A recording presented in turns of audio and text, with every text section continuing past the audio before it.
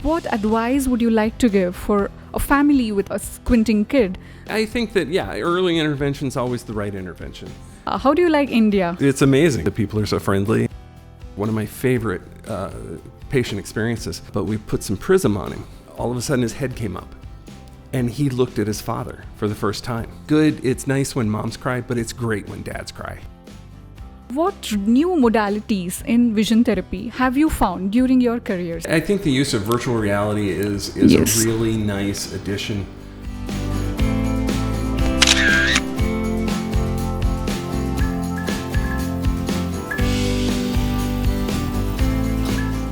Hello everyone, welcome to Just Wise Talks. I'm Dr. Darshini.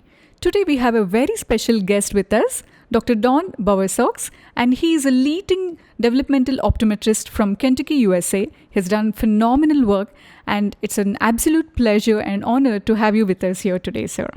Thank you. It's a real honor to be here at NN. Yeah, how do you like India? Have you ever come here before? No. This is my first time and my third day. And Oh. it's amazing. It really is. I've enjoyed all of it. The people are so friendly, and the traffic I could live without, but the rest of it's just great. So tell me about your life. So what led you to pediatric optometry? And you yourself are suffering from squint, and that is what led you to take up this particular profession. So please tell us more about it. Precisely. So when I was little, when I was 2, I believe, my parents saw that I had an esotrope, or an eye turn in. Yes. And they took me to the doctor. They watched it. They did various things. Because I alternated, I used both eyes. Correct. I never really developed amblyopia. And so I see equally well out of both eyes. At age 8, they decided to do strabismus surgery. The strabismus surgery worked well for about 18 months. I was straight and aligned for 18 months. And then either eye would rotate out, up, and I would get cyclorotation, or the eye would literally turn in the socket. Correct. So it made it very difficult for me to read. And so I'm a lot of fingers on pages when I was little. And it took a lot of patience, and my teachers, my parents were very good to me, and I had some innate talent, and I got through school, and I didn't know what I wanted to be when I grew up, and eventually I found optometry, and went to school, graduated from the University of Missouri St. Louis in 1993, and moved to Kentucky shortly thereafter. To start a primary practice with an emphasis on pediatrics, and then over time it became more of an emphasis on pediatrics, and then eventually I got to a new building and started vision therapy, and eventually added neuro rehab to it, and try to help people who have vision-related neurological issues Yes. to live a better and full life. Yes. So when you had strabismus as a child, I'm not sure about in the US, but in India, many people discourage you to have any sort of surgery done because it is considered lucky. Maybe it's a way of overcoming the stigma. Lucky, I don't know if I would call it lucky. I think that, having therapy to resolve it is probably the easiest and most direct solution to a good outcome. So I want you to just enlighten people what they are missing out on if a child has squint, their 3D perception, the depth perception, all that. Yes, please. Yeah. So I can tell you that as an adult, every accident that I've been in has been in reverse. Oh, yes. I have absolutely horrible depth perception. I have to hold the glass of water just so that when I pour it, I can pour it not all over myself. And Exactly. What are the practical issues in day-to-day life? The practical issues, exactly right. How you set a cup down. You hold the cup and your little finger hits the table, and then you put the cup down. You watch your fingers go behind the cup, Yeah. and then you squeeze. Okay. And See, it's very difficult for a person with good depth perception to understand what it is like not to have depth perception. It is, right? yeah. And so some people say, well, you have an eye turn. How can you drive? Yes. Well, after 10 feet or so, depth perception really doesn't play a role in driving. So, any accidents I have in drive is simply my fault. But, in reverse, I have to use mirrors and I have to use depth, and I'm not very good. And so I backed into more poles than I'd care to count.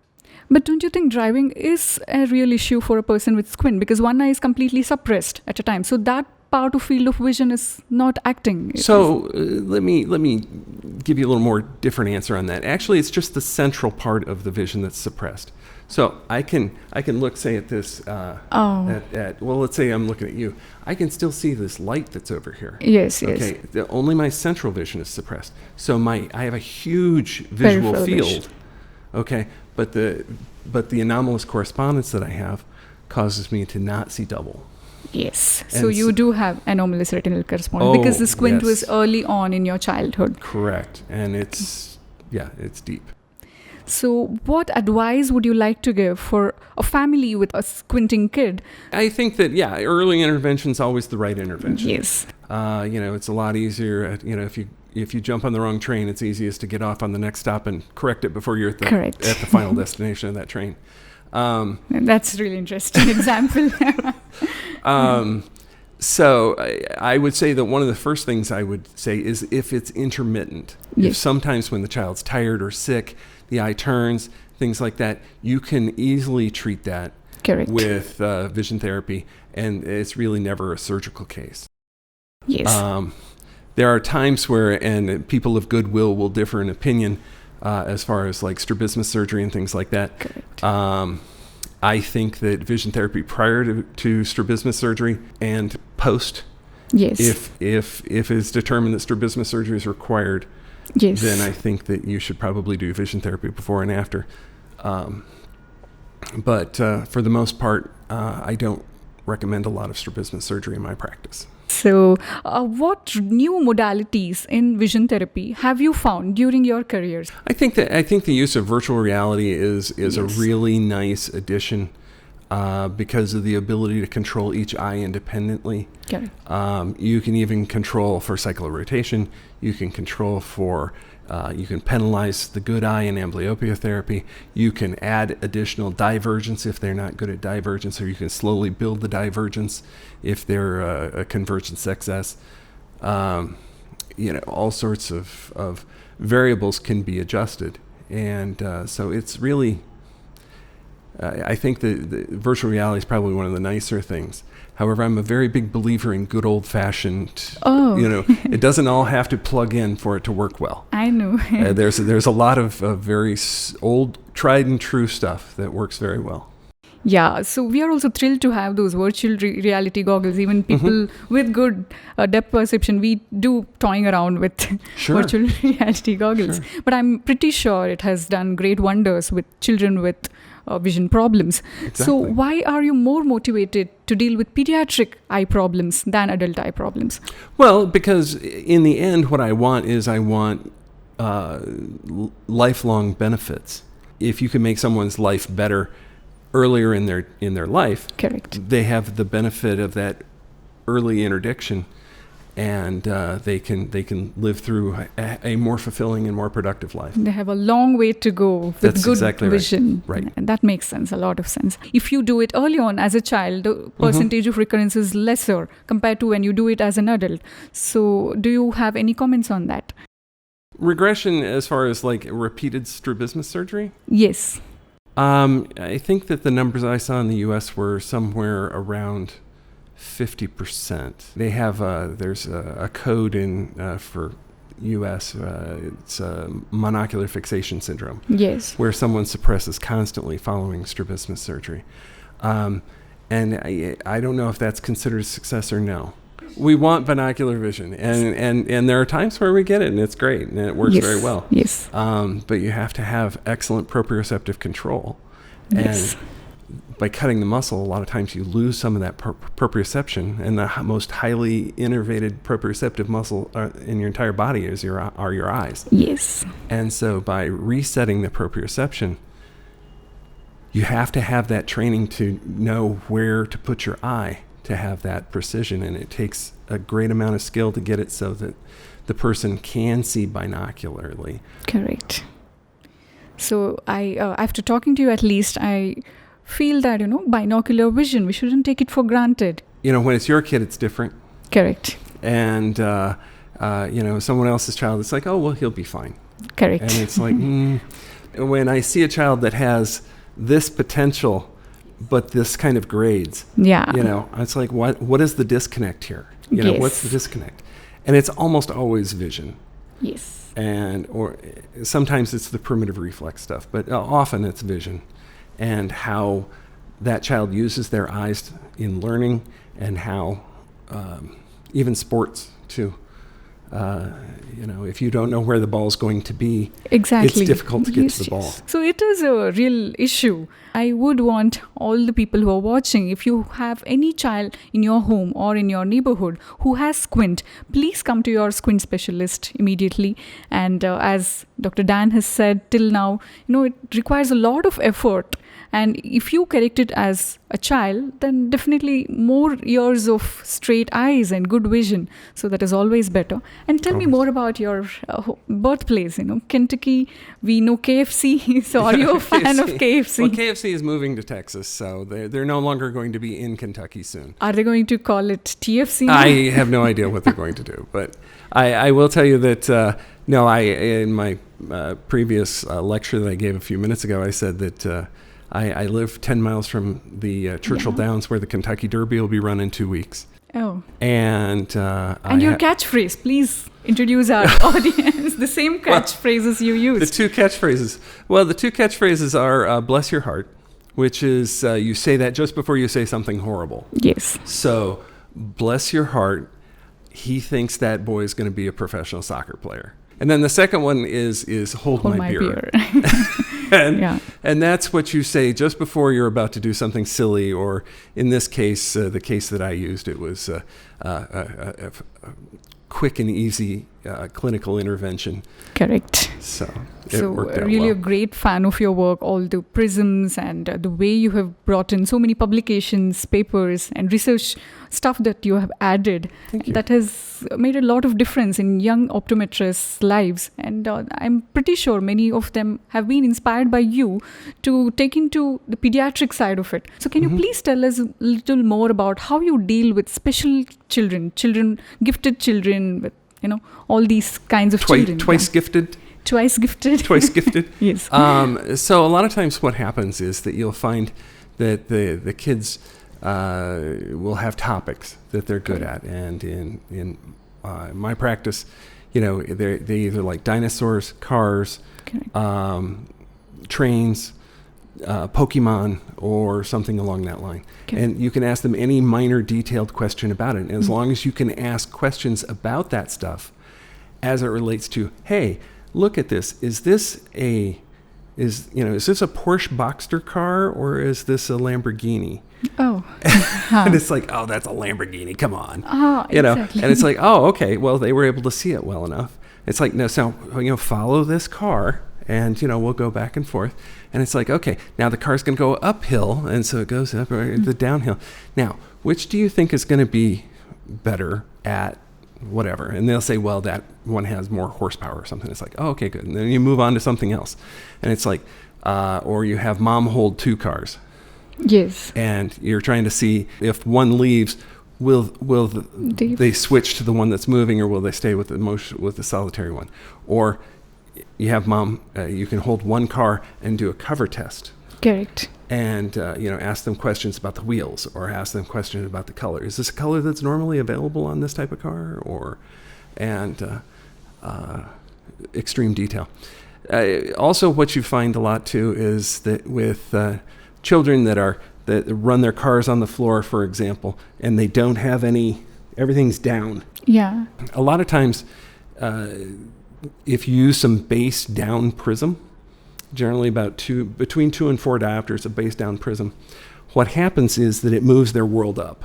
Yes. And so they wind up addressing what's in the rest of the room like they've never seen it before. And one of my favorite patient experiences was I walked in, and a dad was sitting in the exam chair with his 9-year-old son in his lap, and he had him completely anacondaed, holding him down for the eye exam.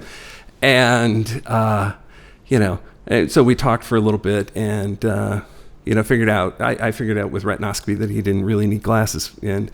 But we put some prism on him, and then we just handed him a car. And he got down on the floor, and he started doing the car stuff. It's like magic, instant results. And then all of a sudden his head came up. And he looked at his father for the first time. Oh my God. And he had eye contact. And, it's good. It's nice when moms cry, but it's great when dads cry. I know. So he was so touched. He was so relieved.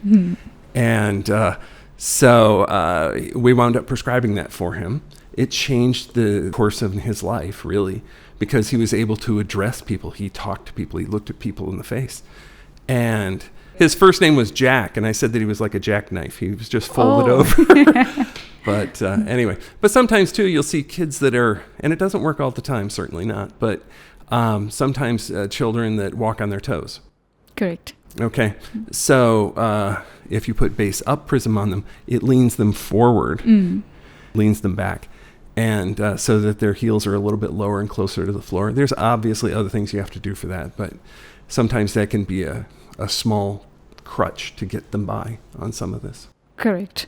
So not just eye-related problems, these prism glasses can also treat bodily problems, right? Like the one you mentioned right now, he was walking on his toes and everything. So these are something very practical but simple things we miss. The quality of life, we take it for granted. As long as they're running around, playing, we just don't really bother about what is really going on in this child's head. Yeah, how they use their eyes. Yes. And how the vision is used. Not only, it's easistly watched in play. Correct. I will mention one thing, kind of going back a little bit about being monocular. Yeah. Okay. In the U.S. baseball, but here cricket. But the thing is that as the ball comes towards you, you have to base all of your catching and all your moves on retinal image size. Yeah. Because I don't have depth. Correct. And so the deal is that by the time that speck is this big and then it's this big, it's going to hit you in the face. Kids that hate little ball sports versus big ball sports, that might be a big clue. They have to use monocular cues. Yeah, you can use monocular cues. Kids that like games where you bounce stuff into other things so Correct. that you know that the angle going in is going to be the angle coming out. Yeah. Things like that. That's a monocular kids Correct. game. Yes. Binocular kids game is baseball, cricket, things like that, because they get to use both eyes. Yes. So how are you enjoying your retired life? It has been incredibly busy. Preparing for this, continuing my research with Michigan College of Optometry. I have given a talk or two for a software company. And my wife has a considerable list of things that need to be done to the house. Yes, that's what retirement time is all about. Apparently, I have to have this house looking a little better than it does. So. But I'm glad you're still continuing in your career path, because many people can really benefit from your experience. And I'm happy to help anyone, anywhere that I can help. Please continue to teach. I shall. So any last word you would like to tell our budding optometrists all over the world? Oh, gosh. I would, when I worked with 71 different interns for 3 months apiece, and, the first rule I always told them was that people with convergence insufficiency hate plus lenses. Okay. And so a lot of times you'll see in real practice, you'll see kids come back after they went to whatever other place they went to. They'll say, well, all they did was give me reading glasses, but I still have headaches when I read. Okay. Yeah. And it's like, okay. And it's, so you test them. Well, they don't really need reading glasses. But because the doctor only had 10 minutes to see them, they were shoved through and given reading glasses. Well, if they don't wear reading glasses, that obviously didn't help them. Okay. And if that didn't help them, they're probably convergence insufficient. Yes. And so, because reading glasses reduce the accommodative ability, and they are using all their accommodative ability to drive their convergence. Correct. So, just be very aware of that.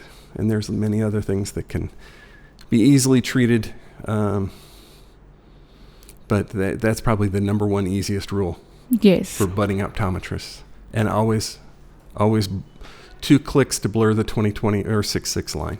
Yes. Yeah, a little more plus, don't over minus. You'll be a happier doctor and your patients will be happier. And what is the most kind of striking cultural difference you see? Striking cultural difference. I would say the food. Food, yeah. Do you like Indian food? Oh, yeah. I came with the idea that I was going to try absolutely everything. Oh, that's wonderful. And so if it's offered, I'll eat it. And so we'll try different things. And it's like, is that too hot for you? It's like, no, I do a lot of Tex-Mex at home. Oh. And so I haven't found anything that's so hot I can't eat it. Okay. But, it's the people are friendly. I've had nothing but fabulous interactions. Yeah. An amazing level. I think that the biggest take home from all of this for me was the level of intermodality cooperation. Correct. It is staggeringly fabulous. I mean, you coming from where it's rather cutthroat, honestly. I understand. To have this level of cooperation between the professions is just an absolute dream, and it's something that I've always hoped for. Oh, my golly. When I hear a neurologist talk about posterior dorsal and ventral stream, I'm like, holy cow, this guy gets it. I mean, it's like, wow, that's crazy. Yeah, we have psychiatrists, developmental neurologists, pediatric neurologists, all coming in together to help our severe children. Right. So one quick thing, can we talk about how close to your heart CVI is? Oh, golly. I think that it's pretty foundational. The way people work with their vision is whether they're just pediatrics or adults, the big thing for me, because I understand how it works and how I can change things to make things better. So I had a gentleman who was a lieutenant colonel in the Army, and he was deployed to Afghanistan 3 times. And he led troops there in the field. And he came back, and he was he left the Army, and just a wonderful guy, just a great guy. But when he came back, he had long, nasty looking hair. He had a huge beard, and that is not consistent with an Army lieutenant colonel. Tell me about it. My dad was in the Army. Okay, then you know. Yeah, you know. It doesn't look like this fellow lived under a bridge. Those guys don't do that. They're very disciplined. And so he had a lot of traumatic brain injury, and we started doing some vision therapy with him. And in my primary office, vision therapy is in the basement, downstairs. And I had 2 very tiny, diminutive little vision therapists down there. They added together, they barely made 9.5 feet tall. They said, he's kind of spooky. And I said, yeah, but he's okay. He's a good guy. He'll be fine. And they said, well, how are we going to know this is working? And I said, when you see the hair get short and the beard get trimmed, you'll know something's going the right way. Oh, yes. And so it was several months. And I hear bing, bing, bing, bing, bing, up the steps they come. Oh. His hair is really short and his beard is trimmed. And I'm like, great. So I said, I'll be down in a few minutes. So I finished up what I was doing. I went downstairs, and this gentleman was a man of few words. Oh. And I said, well, hey, how's it going? Fine. I said, okay. So what we're doing, is it helping you? And he goes, yeah. And then I realized I had to change the manner in which I was asking the questions. Yeah. I said, well, how do you know that it's helping you? He said, well, I'll tell you what, Doc. He said, I don't find myself at the kitchen table at 2:30 in the morning with an open bottle and a loaded gun anymore. Oh, my God. That's deep. And I was like, okay, well, I'm really glad that's working. And he said, well, the wife likes it. And I said, so you're going to keep coming? He goes, yeah. Your hypothesis was right. The hair is shorter, the guy is feeling better. Is feeling better. And, he's able to deal with the world much better now. I understand. Because once his vision got so that he could interact with society, interact with even his friends, even with his family. Yes. He was then able to re-enter society. get his life back and, carry on. Yeah, it's so fulfilling to see that one small thing that you added to their life has made such a great difference in their lives. And I'm pretty sure they'll be endlessly thankful to you. So here we are. We had a great discussion and learned from the life of a neurodevelopmental optometrist. And we'll be back with another episode of Just Wise Talks. Thank you.